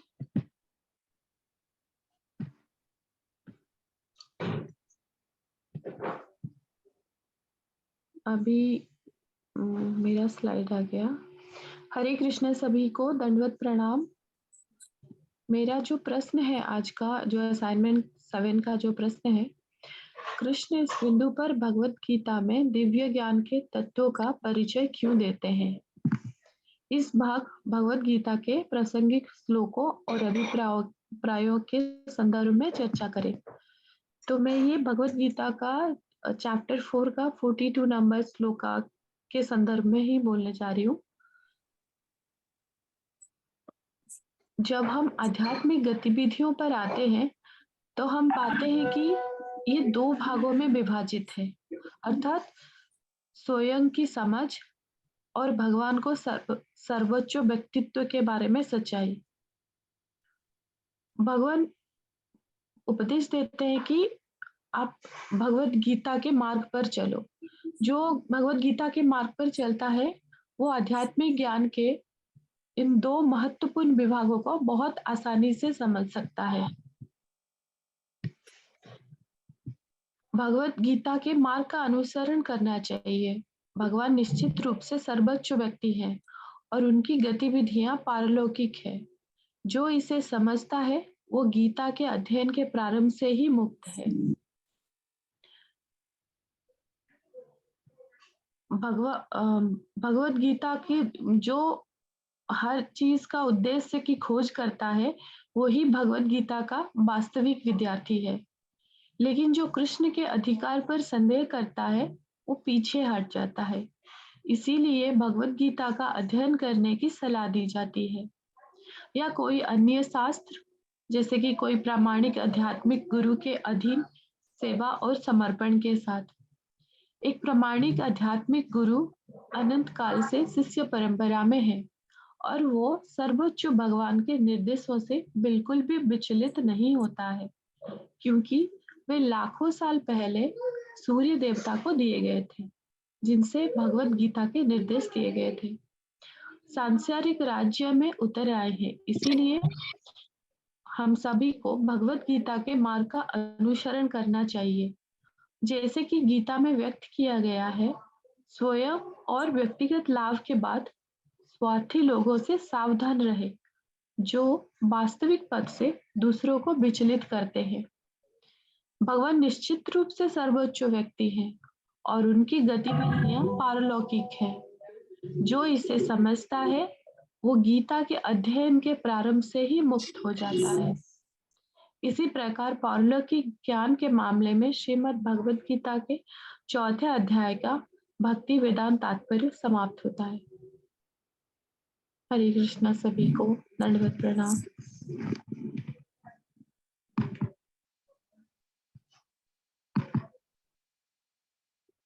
अभी रक्षा सिंह माता जी, आपका प्रश्न को आप व्याख्या कीजिए। हरे कृष्ण प्रभु जी, हरे कृष्ण सभी भक्तों को। मैं रक्षा सिंह, ग्रुप सी। मेरा प्रश्न है, भगवत गीता के अध्याय 4 के 34वें श्लोक में पाए गए सिद्धांतों के महत्व पर चर्चा करें। यह समग्र रूप से समाज के लिए और व्यक्तिगत रूप से आपके लिए, कौन के लिए कैसे प्रासंगिक है? अपनी प्रतिक्रिया में भगवत गीता के अध्याय 4 के 34वें श्लोक के छंदों और अभिप्रायों को संदर्भ। भगवत गीता के अध्याय 4 के 34वें श्लोक में भगवान ने गुरु को सबसे ऊंचा स्थान दिया है। उन्होंने कहा है कि गुरु द्वारा ही हम सत्य दर्शन, आत्म साक्षात कर सकते हैं, और गुरु परंपरा के प्रामाणिक गुरु ही भगवान का संदेश हमको देते हैं। भागवतम के 6.3.19 में कहा है, धर्मम तु साक्षात भगवत प्रणीत, अर्थात धर्म का निर्माण स्वयं भगवान ने किया है। ग्रंथों का ज्ञान पाने के लिए ये आवश्यक है कि हमें गुरु के प्रति पूर्ण सेवा, समर्पण भाव, विनम्रता से ही गुरु की शरण में जाना चाहिए। तभी हम ज्ञान प्राप्त कर सकते हैं। और यदि गुरु हमारी परीक्षा लेते हैं और हम उस परीक्षा में पास हो जाते हैं, तभी हमें ज्ञान पाने का पूरा आशीर्वाद मिलता है। और इसके लिए सबसे आवश्यक है ज्ञान, जिज्ञासा और ज्ञान। तो कहा गया, श्रील प्रभुपाद जी कहते हैं कि जिज्ञासा और ज्ञान में आपस में विनिमय व्यापार होता है, कि शिष्य की जिज्ञासा से ही उसे गुरु द्वारा ज्ञान प्राप्त होता है। अगर शिष्य के अंदर जिज्ञासा नहीं होगी तो वो ज्ञान को पूरी तरह समझ ही नहीं सकेगा। इसी तरह से समाज, व्यक्तिगत और इस्कॉन के संदर्भ में मैं ये कहना चाहती हूँ कि हम सबके मन में अनेक प्रश्न उठते हैं और इसका समाधान हमारे गुरुजन ही हमें देते हैं। और इस प्रश्नों का समाधान पाने के लिए हमें प्रामाणिक गुरु से सीखने का स्वर्णिम अवसर इस्कॉन के माध्यम से ही हमें मिल रहा है। और जिसने इस्कॉन के से जुड़कर गुरु परंपरा से ज्ञान प्राप्त करके अमृत की 2 बूंद चख ली, उससे अन्य मत बिल्कुल भी अच्छे नहीं लगते, वो किसी और उसका ध्यान नहीं जाता। और इस तरह से गीता और गुरु के शरण में जाना ही हमारा उद्देश्य है। हरे कृष्णा प्रभु जी, हरे कृष्णा सभी। धन्यवाद रक्षा माता जी। अभी हमारी ग्रुप की जो लीडर है हेमांगिनी देसाई माता जी, उनका स्लाइड आता है। मैं उनके स्लाइड अभी शो कर रही हूँ, वो अपने प्रश्नों के उत्तर को व्याख्या करेंगे। हरे कृष्णा प्रभु जी, दंडवत प्रणाम सभी को। आज हमारा थोड़ा लेंदी हो गया, लेकिन जो हमें दिया गया है वो इस्कॉन कितना महत्वपूर्ण है हमारे गीता के सीखने के लिए, इसको हमें बताना है। इसलिए हमारा प्रेजेंटेशन थोड़ा लंबा हुआ है, उसके लिए मैं तहे दिल से माफी चाहती हूँ। अभी मेरा सवाल है जो पहले से ही बड़ा लंबा है। श्री प्रभुपाद लिखते हैं, जिस प्रकार एक मशीन के हिस्से को रखरखाव के लिए तेल लगाने और सफाई की आवश्यकता होती है, उसी तरह एक कृष्ण भावनावित व्यक्ति को अपने काम से खुद को बनाए रखना है ताकि वह भगवान की दिव्य प्रेम पूर्ण सेवा में कार्रवाई के लिए फिट रहे। इसलिए वह अपने प्रयासों की सभी प्रतिक्रियाओं से प्रतिरक्षित है। भगवद गीता के छंदों अभिप्राय के संदर्भ में कृष्ण ब्रह्मामृत के अभ्यास और प्रसार में इस कथन के महत्व की व्याख्या करें। अभी ये जो सवाल है वो अध्याय 4 के पूरा सार ही कह सकते हैं, जो कि श्लोक 21 में दिया गया है। मैं श्लोक 21 को तो पढ़ना नहीं चाहती, लेकिन उसका जो तात्पर्य है जो श्री प्रभुपाद ने बताया है वे मैं बता रही हूँ। ऐसे ज्ञानी जन फल की आकांक्षा और स्वामित्व की भावना से मुक्त होकर अपने मन और बुद्धि को संयमित रखते हैं और शरीर से कर्म करते हुए भी कोई पाप अर्जित नहीं करते। संसार में आशा या इच्छा रहने के कारण ही शरीर, इंद्रियों, मन आदि वश में नहीं होता। इसलिए इस श्लोक में 2 शब्दों को बहुत ही महत्वपूर्ण बताया गया है, जिसमें सबसे पहला है निराशी। ये पद हमें ये बताता है कि कर्मयोगी में आशा या इच्छा नहीं रहती है, अतः उसके शरीर, इंद्रिया, अंतःकरण स्वतः वश में रहते हैं। इनके वश में रहने से उसके द्वारा व्यर्थ की कोई क्रिया नहीं होती। और दूसरा जो महत्वपूर्ण शब्द है वो त्यक्त सर्व परिग्रह, यानी कि कर्मयोगी अगर सन्यासी है तो सब प्रकार की भोग सामग्री के संग्रह का स्वरूप से त्याग कर देता है। अगर वह गृहस्थ है तो वो भोग बुद्धि से अपने सुख के लिए किसी भी सामग्री का संग्रह नहीं करता। उसके पास जो भी सामग्री है उसका वह अपनी और अपने लिए न मानकर संसार की और संसार के लिए ही मानता है। संसार के सुख में ही उस सामग्री को लगाता है। भोग बुद्धि से संग्रह का त्याग करना तो साधक मात्र के लिए आवश्यक है। ऐसा निवृत्ति परक श्लोक गीता में ही है और कहीं नहीं है। इसका मतलब ये हुआ कि एक कृष्ण भावना व्यक्ति जो पूरी तरह से आत्मक साक्षात्कार में लगा हुआ है, उसके पास बहुत कम समय होता है। वह किसी भौतिक वस्तु को झूठा बना सके। शरीर और आत्मा के निर्वाह के लिए उस धन संचय का अनुचित साधनों की आवश्यकता नहीं होती। इसलिए वह ऐसे भौतिक पापों से दूषित नहीं होता। वह अपने कार्यों की सभी प्रतिक्रियाओं से मुक्त रहता है। कृष्ण सचेतन मनुष्य भगवान की दिव्य प्रेममय सेवा में कार्य करने के योग्य बने रहने के लिए अपने कर्म द्वारा स्वयं को बनाए रखता है। इसलिए वह अपने प्रयासों को कभी भी प्रतिक्रियाओं में प्रतिरक्षित करता रहता है। सभी प्रयासों को प्रतिक्रिया में प्रतिरक्षित करता रहता है। इसका सार यही है, भगवान यही कहते हैं, जो हमेशा मेरा स्मरण एक चित्त या मन से मेरा पूजन करते हैं, मैं व्यक्तिगत रूप से उनके कल्याण का उत्तरदायित्व लेता हूँ। यहाँ मैं हमारे प्रेजेंटेशन को आराम देना चाहूंगी। सौम्या माता जी, एक अपना जो प्रेयर एंडिंग प्रेयर है उसकी स्लाइड कृपया वापिस लाएं। हाँ जी, जो हमारा एंडिंग प्रेयर है वही है, वाञ्छाकल्पतरुभ्यश्च कृपा सिन्धुभ्य एव च पतितानां पावनेभ्यो वैष्णवेभ्यो नमो नमः, वैष्णवेभ्यो नमो नमः, वैष्णवेभ्यो नमो नमः। हरे कृष्ण प्रभु, सभी को दंडवत प्रणाम प्रभु जी, धन्यवाद सभी को। बहुत सुंदर, बहुत अच्छा, बिल्कुल शॉर्ट आंसर। जैसे क्वेश्चन है वैसे ही आंसर है कि बिल्कुल चुने हुए, जैसे बोलते हैं ना, तो जितना हम ज्यादा समझ पाएंगे, जैसे श्री प्रभुपाद की मनोदशा और जो उनका मिशन था उसको जैसे ही हम लिखना चाहें तो हम 10 पेज में लिखते हैं, 5 पेज में, लेकिन अगर जो हम बिल्कुल समझ के लिखेंगे तो बिल्कुल 1, 2, 3 पॉइंट का ही होगा। तो वैसे ही आप लोगों ने बहुत अच्छा बनाया हुआ है। सौम्या माता जी ने काफी अच्छी कंपाइल करके स्लाइड बनाई हुई है, और ऐसा ही होना चाहिए कि एक एक तात्पर्य जो है उसको अपनी भाषा में हम बोलें, अपनी भाषा में हम बनाएं। तो यही अब होता क्या है कि कुछ लोग जैसे लेवल 1 से लेवल 2, लेवल 3 वो कह रहे हैं कि क्या लेवल 3 करें, क्या लेवल 4 करें, आराम से माला जपी रहे हैं, जितनी हो रही कर रहे हैं, नहीं तो सीधे भक्ति शास्त्र कर लेंगे।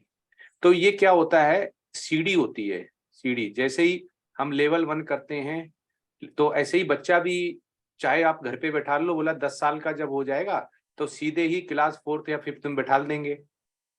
तो ऐसा नहीं होता है। तो एक आध्यात्म में भी एक सीढ़ी होती है कि लेवल 1 करते हैं, पहले समझते हैं थोड़ा थोड़ा, लेवल 2, लेवल 3, लेवल 4।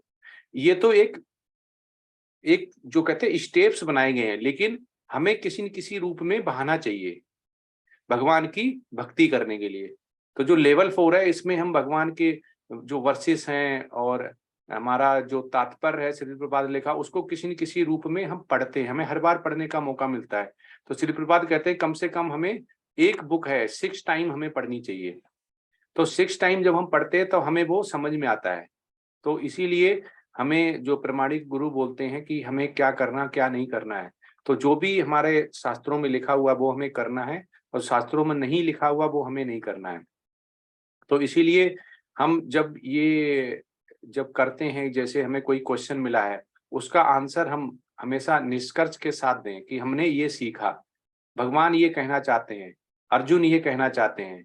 अर्जुन की परंपरा का अनुसरण करना है क्या अनुकरण करना है, अनुकरण क्यों नहीं करना है, अनुसरण क्यों करना है। तो ये हमें सभी समझ में आना चाहिए कि अर्जुन श्री कृष्ण को भगवान के रूप में स्वीकार करते हैं, तो हमें भी स्वीकार करना चाहिए, ठीक है। लेकिन जो असुर होते हैं वो भगवान कृष्ण को नहीं मानते हैं इस रूप में, वो कहते हैं ये तो छलिया है, ये तो मनुष्य हैं।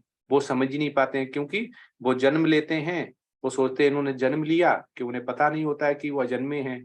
तो बोला कि जन्म लिया तो मेरे जैसे ही है, तो जैसे दुर्योधन को था कि ये तो मायावी है। तो इसलिए हमें अनुकरण नहीं करना, हमें अनुसरण करना है। और हमेशा ही जब भी हमें सेवा का मौका मिले किसी गुरु का, कभी कोई बैसड़ब आए, तो उससे हमेशा हमें आग्रह करके पूछना चाहिए, सुनने का मौका। तो प्रभुपाद क्या बोलते हैं कि ऐसे ही किसी में अमोघ लीला प्रभु जी बताते हैं कि श्री प्रभुपाद दिल्ली में आए, तो ईस्ट ऑफ कैलाश में जो है टेम्पल, तो एक बहुत शुद्ध भक्त थे। तो उन्होंने बोला कि मैं प्रभुपाद से मिला, मैंने ये बताया, मैंने वो बताया, बहुत उनको बताया कि मैं ये कर रहा हूँ, वो कर रहा हूँ, ये कर रहा हूँ। तो अमोघ लीला जी प्रभु जी हंसने लगे। तो बोला कि आप प्रभु जी हंस क्यों रहे हो? तो बोला कि आपने तो प्रभु जी मूर्खता वाली बात कर दी। तो उन्हें बड़ा बुरा लगा कि मैं तो बैसड़ब हूँ और ये अमोघ लीला प्रभु जी ऐसा क्यों बोल रहे हैं। वो बोल रहे हैं कि जब भी कोई ऐसा बैसड़ब आए, शुद्ध भक्त आए, उसको हमेशा सुनना चाहिए। आपने तो उनको मौका ही नहीं दिया बोलने का। तो हमेशा जब भी बैसड़ब मिले, जब भी गुरु मिले, तो हमेशा हमें नहीं बोलना चाहिए, हमें चुप रहना चाहिए, हमें सुनना चाहिए, श्रवण करना चाहिए, क्योंकि उसके पास अध्यात्म नॉलेज है, एक्सपीरियंस है, एक्सपोजर है। वो हमें बता सकता है कि हमें कैसे सीढ़ी तय करनी है, हमें कैसे जाना है, कैसे प्रोग्रेस करना है। तो इसलिए जब भी बैसड़ब का संग मिले, हमेशा जैसे वृंदावन यात्रा हुई, कोई भी यात्रा हो, तो हमेशा बैसड़ब के, शुद्ध बैसड़ब ने उनके साथ जाना चाहिए। तो हमें गीता का जो ज्ञान है, जो मानक ग्रंथ का ज्ञान है, वो और जल्दी समझ में आएगा कि बैसड़ब कैसे, एटिक्यूट क्या रहते हैं उनके, कैसे वो करेंगे, कैसे वो सुबह उठते हैं, कैसे पूजा पाठ करते हैं, कैसे रहते हैं। तो हमें प्रोग्रेस हमारी जल्दी होगी। अगर हम खुद मेहनत करके, पढ़ के, समझ में करते हैं, तो हमें टाइम लगता है। तो इसलिए हमें बैसड़ब का साथ जब भी मौका मिले, हमें बैसड़ब का साथ करना चाहिए। और वृंदावन धाम जो है, उसमें जब भी यात्रा का मौका मिले ग्रुप में जाने का, जिसमें कुछ शुद्ध बैसड़ब जाते हैं, तो आध्यात्मिक ज्ञान का विकास बहुत फास्ट होता है। अब जैसे भगवान ने खुद ही बोला हुआ कि उनकी प्रकट जो है 4.5 में जो बोला कि भगवान ने क्या बोला, श्री भगवान उवाचा, उन्होंने बोला बहु ने व्यतान जन्मान अर्जुना। तो उन्होंने बोला कि नहीं, कि जो भगवान अर्जुन है, अर्जुन से कहते हैं कि जो अभी माता जी ने बोला था कि तुम्हारे जन्म बहुत हो चुके हैं, हमारे भी जन्म हो चुके हैं, पर तू नहीं जानता, मैं जानता हूँ। तो भगवान यही कहना चाह रहे हैं, ताहन्यम वेद सर्माण ना तोयम वेद परंतपः, कि हम भूल जाते हैं क्योंकि हम बद्ध जीव हैं। हमारी आत्मा जो है शरीर बदल देती है, आत्मा वही रहती है, लेकिन हमें याद नहीं रहता। लेकिन कुछ कुछ ऐसे भी केस देखे होंगे, आपने सुने होंगे कि उसको पुनर्जन्म हुआ और उसको पहले का याद है। तो इससे हमें क्या मिलता है कि हमारी आत्मा देहांतरण होता है और आत्मा एक शरीर से दूसरे शरीर में जाता है, तो हमें ये एविडेंस मिलता है। तो ऐसा भी है। तो इसलिए भगवान हमेशा ही, जब भगवान लीला करते हैं, भगवान अपनी वाणी से जो बोलते हैं, तो वो हमेशा जो भी वस्तु होती है तो हमेशा स्थित रहता है। मतलब जो हर वस्तु है वो हमें क्या लगती है, आत्मा है। क्योंकि भगवान और भगवान का शरीर आत्मा है, वो अभिन्न है। मतलब आमाने नहीं, भिन्न मतलब अलग नहीं है। अब समुद्र का पानी, चाहे एक बूंद लो, चाहे एक बकेट लो, चाहे एक लोटा लो, उसका स्वाद, उसके गुण बिल्कुल सेम होगा। ऐसी सूर्य है, सूर्य का रोशनी चाहे कमरे में विंडो से आए प्रकाश, चाहे हम बाहर जमीन पे बाहर निकले खुले में जाए तो भी, तो उसके प्रकाश का गुण और प्रकाश का जो बिंदु है, प्रकाश का जो पुंज है, वो एक ही होगा, उसमें कोई अंतर नहीं होगा।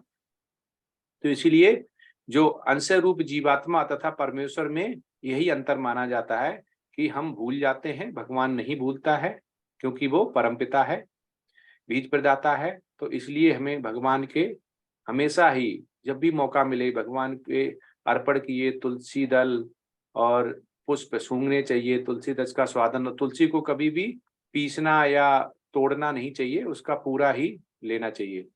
तो इसीलिए जीवात्मा जो है वो शरीर परिवर्तन करता रहता है और सब कुछ भूल जाता है, परंतु कृष्ण भगवान है सब कुछ स्मरण रखते हैं क्योंकि वे सच्चिदानंद है, शरीर नहीं बदलते।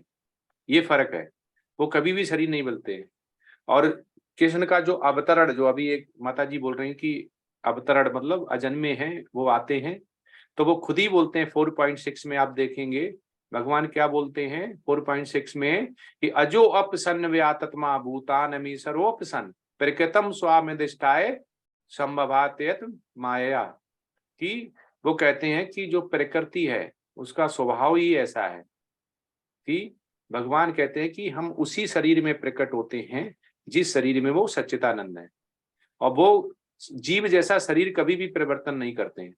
समान जीव कि जैसे शरीर परिवर्तन नहीं करते हैं, वो हमेशा ही किसमें सच्चिदानंद स्वरूप में रहते हैं। भगवान के जितने भी आप पोस्टर फोटो फ्रेम देखेंगे उनमें हमेशा यंग जवान ही दिखेंगे वो। आप कभी भी बूढ़े का आपने श्री कृष्ण भगवान का कितना भी आपने देखा होगा अर्च विग्रह, कभी भी बूढ़ा नहीं देखा होगा। ठीक है। अब बद्ध जीव का होता है एक शरीर है, अगले जन्म में उसका शरीर सेम नहीं रहेगा, किसी भी बद्ध जीव है, लेकिन भगवान का रह सकता है क्योंकि उनका ध्यानांतरण नहीं होता है, उनकी कोई आत्मा नहीं जाती है, उनका तो पूरा सच्चिदानंद स्वरूप है। किंतु भगवान ऐसा नहीं करते हैं और हम समझ लेते हैं कि वो प्रकट हुए हैं, तो अपने वो अतरंगा शक्ति से दिव्य शरीर से प्रकट होते हैं। और जो बद्ध जीव होते हैं वो हम ये जानते हैं कि ये तो पैदा हुए हमारे जैसे मनुष्य हैं, तो उनका मजाक उड़ाते हैं। तो सच्चिदानंद स्वरूप में जो बोला गया कि द्विभुजाधारी, लेकिन श्रीमद् भागवतम में आप चैप्टर 4 और 3 में देखेंगे कि जब वो कैंटो फर्स्ट के जब वो उनको समझाते हैं कि जब लड़ाई हो रही होती है कि हम अश्वत्थामा को मारेंगे और इसको हम दंड देंगे, तब वो 4 भुजाधारी में भी आते हैं, 2 हाथ से उनको पकड़ते हैं, 2 हाथ उनको मतलब चतुर्भुज भी बोला गया, जबकि चतुर्भुज विष्णु के लिए बोला जाता है। तो ऐसा नहीं, कृष्ण यही दिखाना चाहते हैं कि मैं ही विष्णु हूं, मैं ही सच्चिदानंद स्वरूप हूं। तो इसीलिए उन्होंने विश्वरूप भी दिखलाया था कि जिससे कि लोग आने वाले जो बद्ध जीव हैं वो ये ना समझे कि उनको कोई ठग पाए, कोई उनको बेवकूफ बना पाए कि मैं ही भगवान हूं। तो कहेंगे भगवान है तो विश्वरूप दिखाओ, तो वो भाग जाएगा। तो इसीलिए हमें भगवान की जो बाड़ी है, इसमें जो भी क्वेश्चन है वो बिल्कुल ही आचार्यों ने चुन चुन के रखे हुए, जिससे कि हमें भगवान की भक्ति का, भगवान को और समझने का मौका मिले। भगवान के जो अवतार हैं, पुरुष अवतार है, गुण अवतार है, लीला अवतार है, शक्तावेश अवतार है, मनमंत्र अवतार तथा युग अवतार, तो जितने भी हैं, तो इसमें भगवान का जो ब्रह्मांड में जो क्रम होता है वो उसी के हिसाब से उनका अवतरण होता है। किंतु इन सभी के ऊपर भगवान कृष्ण है वो आदि भगवान है और समस्त अवतार जितने भी हैं उनके उद्गम हैं। तो इसीलिए वो 4.7 में भगवान कहते भी हैं कि यदा यदा ही धर्मस्य ग्लानि भर्वति भारता अभ्युत्थान धर्मस्य तादात्म्यः सर्वदा अमह्यम्। तो इसलिए वो भगवान कहते भी हैं कि जब भी जो विनाश करने के लिए मुझे आना पड़ेगा शुद्ध भक्त के लिए, तो जब भी धर्म की स्थापना करनी होगी, अधर्म बहुत बढ़ जाएगा, तो हम अवतरण लेंगे। तो इसलिए हमें भगवान का हमेशा ही संगत में वैष्णव के साथ रहना चाहिए और भगवान की शरण ग्रहण करनी चाहिए, जिससे कि हम अधर्म की तरफ नहीं जा पाए और भगवान की भक्ति करते हुए सीधे ही भगवत धाम को जाने को मिले। तो इसलिए हमें जब भी मौका मिले वैष्णव का, प्रमाणिक गुरु का, तो हमें हमेशा करते रहना चाहिए। तो हम जब भी, जैसे नारद मुनि को बोला जाता, आचार्य लोग बोलते हैं कि वो भय मुक्त थे। हमें भय मुक्त कब होता है? हमें भय बहुत लगता है, हमें मरने से भय लगता है, हमें भूत प्रेत से भय लगता है, हमें बाहर जाने में भय लगता है, हमें भय लगता रहता है। और जब भय होता है तो इसके मतलब आसक्ति भी होती है, और जब आसक्ति होती, भय आचार्य बोलते, तो क्रोध भी होता है। तो इसलिए हमें क्रोध अगर करना है तो हमें जितना भी ग्रीड है, लालच है, हमें आसक्ति है, वो कम करनी पड़ेगी। तो धीमे धीमे क्रोध कम होगा, क्रोध कम होगा तो भय भी कम हो जाएगा, क्योंकि हमें पता चल जाएगा कि हम भगवान हमारे साथ हैं, हमें ग्रहण हमें कुछ नहीं हो सकता है। आप रोइए भगवान के सामने, अगर आपको लगता है कि भगवान हमें मदद करो, अकेले में रोइए भगवान सामने, देखिए आप भगवान आपकी जरूर मदद करेगा। और दिव्य प्रेम जब भगवान से हो जाता है तो भगवान का सीधा ही आप पे अहेतुकी कृपा हो जाती है, आपको सारी चिंता से मुक्त कर देता है। और अपने जो कहता नहीं, सर्व धर्मान्य परित्यज्य मामेकम शरणं व्रज, कि जितने भी धर्म है, वो धर्म कौन से जो हमने अपने फायदे के लिए बना रखे हैं, उनको सबको त्याग दो। मैं तुम्हें वचन देता हूँ जो तुम्हारे पास है वो रहेगा, और जितने भी पाप हैं वो तुम्हारे काट देंगे। तो इसलिए हम जब भी आचार्य लोगों को सुनते हैं तो हमें सुनना चाहिए, और अच्छी तरह से हमें जो जपा है वो करना चाहिए, अर्च विग्रह की सेवा करनी चाहिए, और हमें प्रसादम बना के घर में प्रसादम खिलाना चाहिए, सबको खाना चाहिए। तो यही दिव्य ज्ञान जो है वो हमें शुद्ध बना देता है। और जब हम धीमे धीमे सतोगुण में रहते हैं तो उच्च लोका मिलता है, लेकिन जैसे ही शुद्ध सतोगुण से शुद्ध सतोगुण में जाते हैं तो हमें भगवान का धाम मिलता है। तो कभी कभी हम ये सोचते हैं कि जो सतोगुण है वही शुद्ध सतोगुण है, सतोगुण में आप केवल उच्च लोका केवल जा पाएंगे, और आपको जन्म मृत्यु जरा व्याध जो है उसकी साइकिल से छुटकारा नहीं मिलेगा। तो इसलिए हमें ये समझना चाहिए कि श्री कृष्ण जो भगवान है उन्होंने क्या बोला हुआ है, उन्होंने अपनी बाणी में क्या बोला, अपनी लीला में क्या बताया हुआ है, और कैसे हमें बगैर फल की इच्छा किए उनकी तत्पर सेवा करनी है।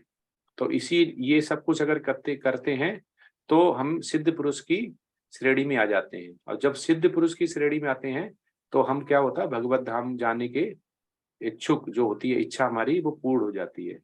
तो इसीलिए हमें हमेशा ही जो श्री प्रभुपाद लिखते हैं, कहते हैं, तात्पर्य में हमारे आचार्य लोग नमा निष्ठादास प्रभुदेव जो बताते हैं, जय पताका स्वामी महाराज बताते हैं, श्री प्रभुपाद ने जो बोला हुआ है वो हमेशा ही हमें कृष्ण भावना 24 आवर्स हमें कृष्ण भावना अमृत में लीन रहना चाहिए। तो इसको ही आध्यात्मिक कर्म बोलते हैं। और जब ये आध्यात्मिक कर्म लगातार हम करते रहते हैं तो ऐसा आचार्य लोग बोलते हैं कि हमें भगवत धाम की प्राप्ति जरूर होगी, क्योंकि उसमें जो भी होता है सब कुछ आध्यात्मिक होता है।